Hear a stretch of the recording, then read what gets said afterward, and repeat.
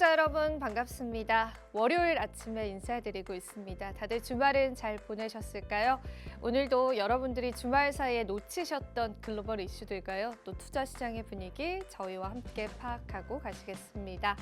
네, 금요일 시장에서 뉴욕 증시는 일제히 상승 마감했습니다. 특히나 S&P 500 지수는 작년 8월 달 이후에 최고점에 도달하면서 증시 강세론이 대두되고 있는데요.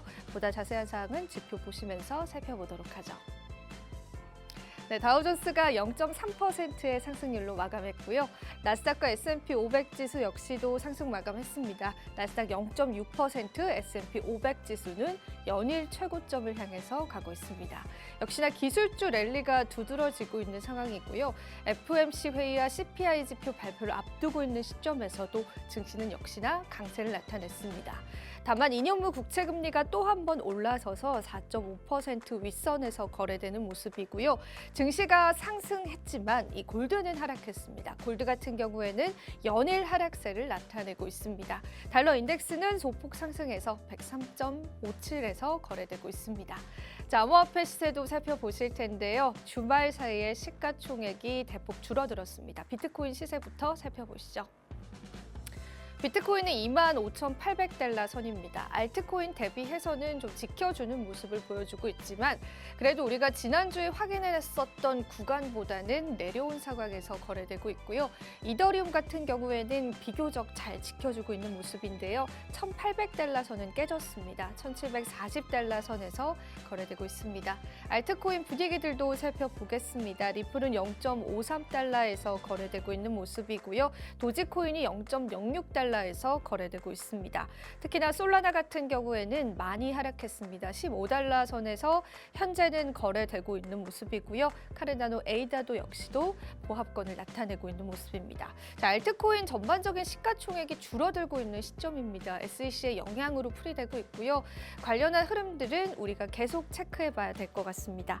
자, 그렇다면 오늘의 이슈도 살펴보실 텐데요. 오늘 저희가 준비한 첫 번째 이슈부터 한번 살펴보시죠. 자, 증권분류 코인의 급락과 거래소 상장 폐지에 관한 이야기를 들려드리도록 하겠습니다.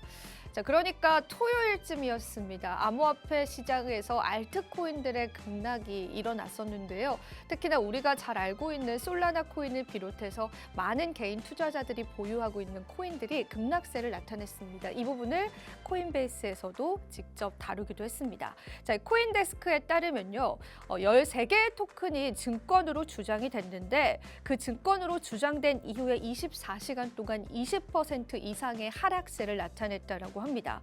데이터에 따르면 이런 손실은 대부분 토요일 이른 시간에 일어났다라고 하고요.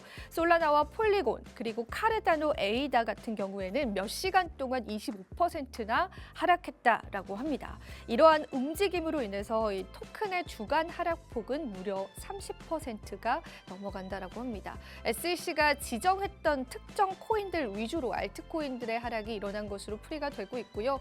그나마 비트코인과 또 이더리움은 지켜주고 있는 모습이지만 전반적인 시가총액 자체가 줄어들었다는 게 우리 투자자분들의 불안감을 증폭시키는 것 같습니다.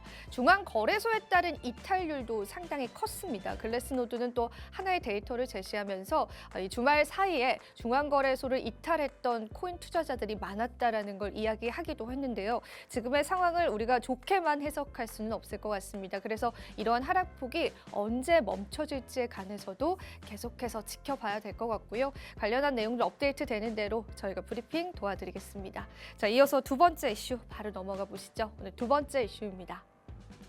네, 전 SEC 변호사가 당장 암호화폐 플랫폼에서 벗어나라라고 발언을 했습니다.